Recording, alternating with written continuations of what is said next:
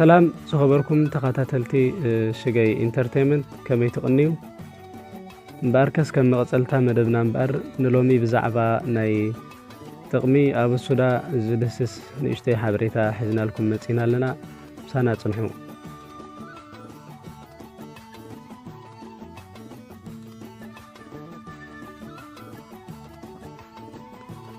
ابو السودا بزي كاموت نخل حمامات كفوه زخل زرئيو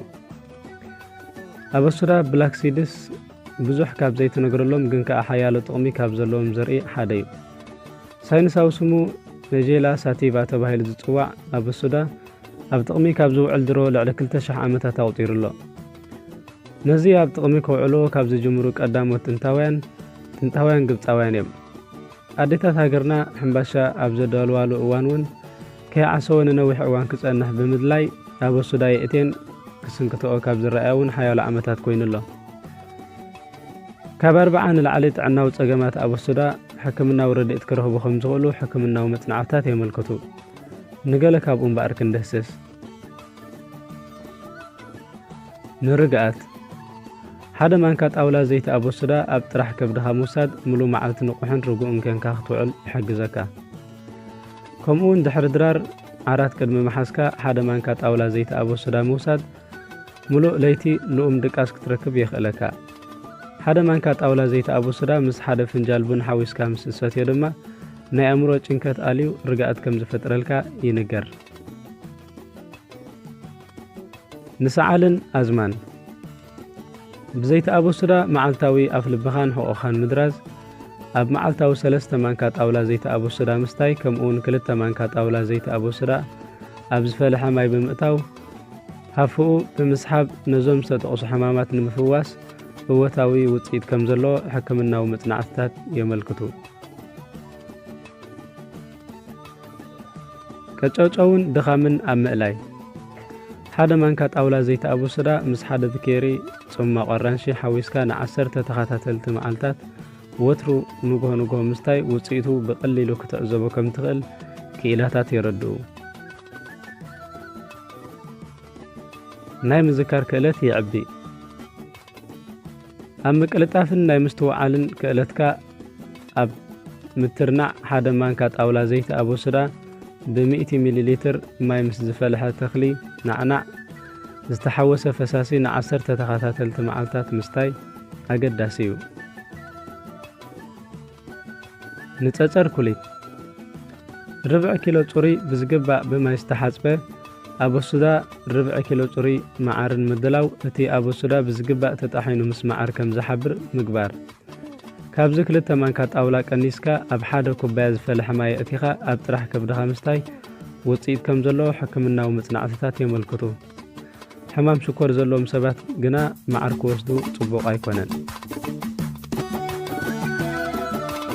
ንመመላኽዕን ብሩህ ገጽን ሓደ ማንካ ዘይቲ ابو السودا ምስ ሓደ ማንካ ዘይቲ ኣውሊዕ ወይ ድማ ኦሊቭ ኦይል ብምሕዋስ መዓልታዊ ገጽካ ለኺኻ ንሓደ ሰዓት ምጽናሕን ብድሕሪኡ ብዝግባእ ብሳሙና ምሕጻብን ኣብ ዝሓፀረ እዋን ለውጢ ክትርኢ ከም ትኽእል ይንገር ካብ ዝተፈላለዩ ሕማማትን ኣብ ምክልኻል ጥዕናኻ ኣብ ምሕላውን ሓደ ማንካ ዘይቲ ابو السودا ምስ ሓደ ማንካ መዓር ብምሕዋስ ብዘይ ምቁራጽ ንጎ ምውሳድ ካብ ዝተፈላለዩ ሕማማት ነፃ ዝኾነ ጥዑይ ኣካል ክትውንን ሓጋዝ እዩ ብዝተፈላለዩ ጠንቅታት ኣብ ቆርበት ዝንዝርአ ሕማም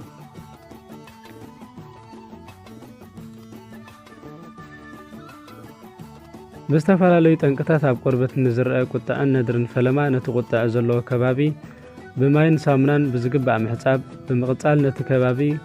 ከም ዝነቅዝ ድሕሪ ምግባር ዘይቲ ኣቦስዳ ምሸት ለኺኻዮ ድሕሪ ምሕዳር ንግሆ ብሳሙና ምሕጻብ ነዚ ኣገባብዝን 3 ተኸታተልቲ መዓልትታት ምስ ተካይዶ ውጽኢቱ ብቐሊሉ ክትዕዘቦ ትኽእል። ንልብን ዝተፈላለዩ ሕማማት ሻምብቆ ደምን ዘይቲ ኣቦስዳ ምስ ከም ሻሂን ቡንን ዝኣመሰሉ ውዑይ መስተ ብምሕዋስ ንተኸታተልቲ መዓልትታት ምውሳድ ኣብ ሻምብቆታት ደም ክህሉ ንዝኽእል ኩዝን ስብሕን ኮሌስትሮልን ኣብ ምቅጻል ከምኡውን ነቶም ሻምብቆታት ኣብ ምስፋሕን ልዑል ግደ ከም ዘለዎ ሓካይም ይምዕዱ። ንለምጽን ዝተፈላለዩ ሕማማት ቆርበትን ነቲ ዝተጠቕዐ ክፍሊ ኣካላት ብፍረ ቱፋሕ ድሕሪ ምድራዝ ዘይቲ ኣቦስዳ ን15 መዓልትታት ምልካይ ውጽኢታዊ።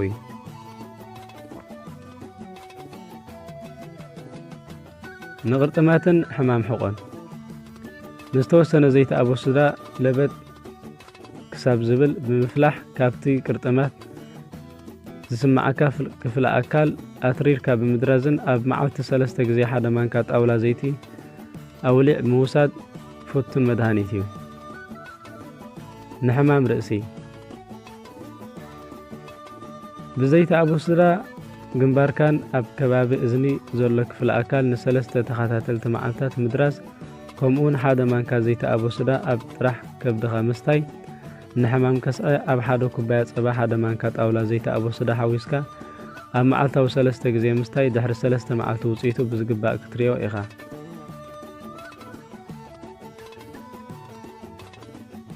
ጭሩሩ ምባልን ንሕማም እዝንን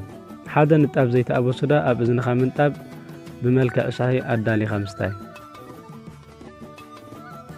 ንምቕርቃፍ ቆርበት ብከምዚ ዓይነት ሕማም ንዝተጠቕዐ ክፍሊ ቆርበት ሰብነት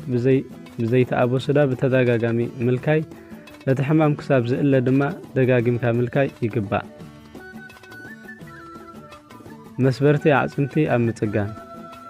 ብዓደስን ሽጉርትን ዝተዳለወ ሾርባ ዝተቐልወ እንቋቑሖ 1 ማንካ ጣውላ ዝተጣሕነ ኣቦስዳ ብሓደ ብምሕዋስ 1 መዓልቲ ብምዝቃጥ ደጋጊምካ ብምምጋብ እቲ ንዝተሰብረ ዓጽሚ ኣብ ምጽጋን ፍቱን መግቢ እዩ። ንሓዊ ምንዳድ 1 ማንካ ጣውላ ዘይቲ ኣቦስዳ ምስ ማይ ሓዊስካ ብምፍላሕ ነቲ ዝተጎድአ ክፍሊ ምሕጻብ። ንብዝሒ ደም ኣብ ውዑይ መስተ ከም ሻሂ ገለ ውሑድ ዘይቲ ኣቦስዳ ብምሕዋስ ምስታይ ብተወሳኺ ኣብ ሰሙን ሓንሳብ ብዘይቲ ኣቦስዳ ሰብነትካ ብምልካይ ፀሓይ ምጽላው ሻምብቆታት ደም ኣብ መክፋት ጨዋዳታት ኣብ ንቕኻሕን ልዑል ተራ ኣለዎ። ንረኽሲ ኩሊ ኣቦስዳ ብዝግባእ ብምጥሓን ምስ ዘይቲ ኣውሊዕ ብምሕዋስ ቃንዛ ኣብ ዝስማዓካ ክፍሊ ብምልጣፍ ብተወሳኺ 1 ማንካ ዘይቲ ኣቦስዳ ን1 ሰሙን መመላእታ መዓልታዊ ብጥሪኡ ምቑሓም ካብዚ ንዳሓር እቲ ረኽሲ ክእለ ይኽእል እዩ። ንሕማም ልብን ጸገማት ዙረት ደምን ሕማም ልቢ ዘለዎ ሰብ ኣብ ዝኾነ ግዜ ምስ መግብን መስተን ሓዊሱ ንኣቦስዳ ክወስዶ ምፍታን ኣዝዩ ተመራፂ እዩ። ንተደጋጋሚ ተምላስ ኣቦስዳ ምስ ቅንፍር ብምሕዋስ ብዝግባእ ምፍላሕ ዝኾነ መመቓቐሪ ከይሓወስካ ኣብ መዓልታዊ 3 ግዜ ምውሳድ ካልኣይ መዓልቲ ምውሳድ ግና ኣየድልን። ንቐሓር ኣብ 1 ኩባያ ውዑይ ጸባ ዝተወሰነ ንጣብ ድሮፕ ዘይቲ ኣቦስዳ ብምሕዋስ ብመዓር ኣመቂርካ ምስታይ።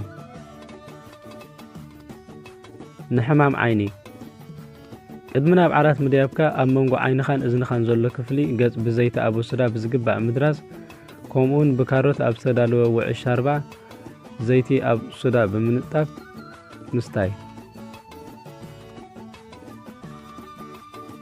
ሸውሃት ኣብ መኽፋት ቅድሚ ምምጋብካ ኣብ ዘለዉ ውሕዳት ደቓይቕ 1 ማንካ ፍረ ኣቦስዳ ኣብ ኣፍካ ብምእታው ብኹርምትኻ ከተዳቕሞ ምፍታን ብድሕሪዚ ኣብ 1 ብኬሪ ማይ ዝሑል ንእሽቶ ማንካ ጣውላ ኣዋዘ ብምሕዋስ ምስታይ።